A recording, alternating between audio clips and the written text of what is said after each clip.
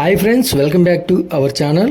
మనకు ఏపీలో ఫిబ్రవరి నెల పెన్షన్లకు సంబంధించి ఒక కీలక నిర్ణయం అయితే వచ్చింది.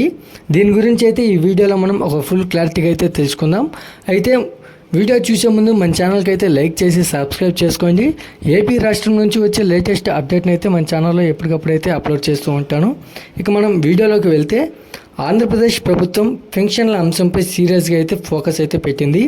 అయితే మనకు అనర్హుల ఏరువేత కోసం తనిఖీలు అయితే మొదలుపెట్టింది.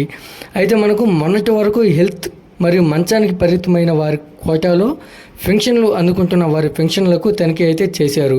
అయితే మనకు వీరితో పాటుగా దివ్యాంగుల కేటగిరీల్లో అర్హత లేని వారిని గుర్తించే పనిలో అయితే ఉంది.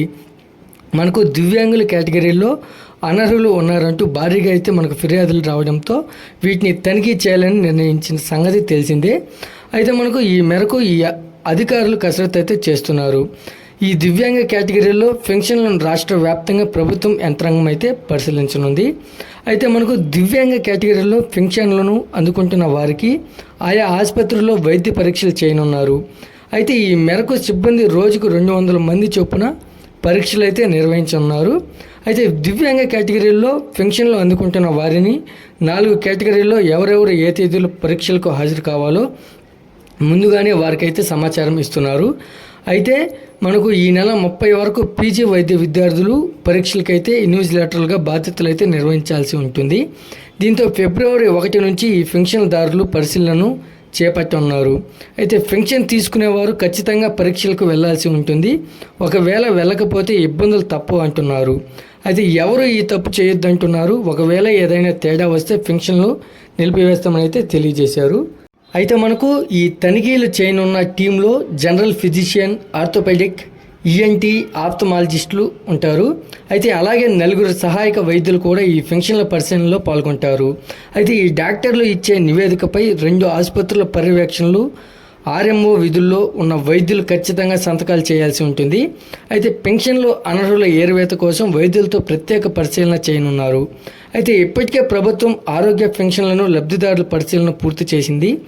రాష్ట్ర వ్యాప్తంగా గుండె జబ్బులు, పక్షవాతం, డయాలసిస్ చేయించుకుంటున్న వారు, తలసేమియా, ఇతర అనారోగ్య సమస్యలతో బాధపడుతున్న వారికి ప్రభుత్వం నెలకు 15,000 రూపాయల చొప్పున పెన్షన్ అయితే అందజేస్తున్న సంగతి తెలిసిందే. అయితే ఈ గత ప్రభుత్వ హయాంలో కొందరు అనర్హుల ఈ కేటగిరీలో పెన్షన్లు తీసుకుంటున్నారని ఆరోపణలు అయితే వైద్య నిపుణులు లబ్ధిదారుల దగ్గరకు వెళ్ళి ఈ పెన్షన్లు పరిశీలించి నివేదికను అయితే రూపొందించారు. అయితే మనకు ఇక దివ్యాంగుల కేటగిరీలో పెన్షన్ల తనిఖీపై ప్రభుత్వం అయితే ఫోకస్ పెట్టింది. అయితే అంతేకాదు, ప్రభుత్వం చేపట్టిన ఈ తనిఖీలు పూర్తయిన తర్వాత మళ్ళీ ర్యాండమ్గా పునర్పరిశీలన చేసేందుకు మరో వైద్య బృందాన్ని అయితే నియమించాలని ప్రభుత్వం నిర్ణయించిన సంగతి తెలిసింది. అయితే మనకు అర్హత లేకపోయినా పెన్షన్ తీసుకునే వారి విషయంలో ప్రభుత్వం అయితే సీరియస్గా అయితే ఉంటుంది.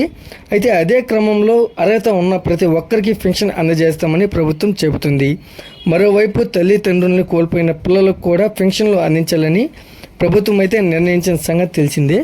ఈ వీడియో కనుక నచ్చినట్లయితే లైక్ చేసి సబ్స్క్రైబ్ చేసుకోండి.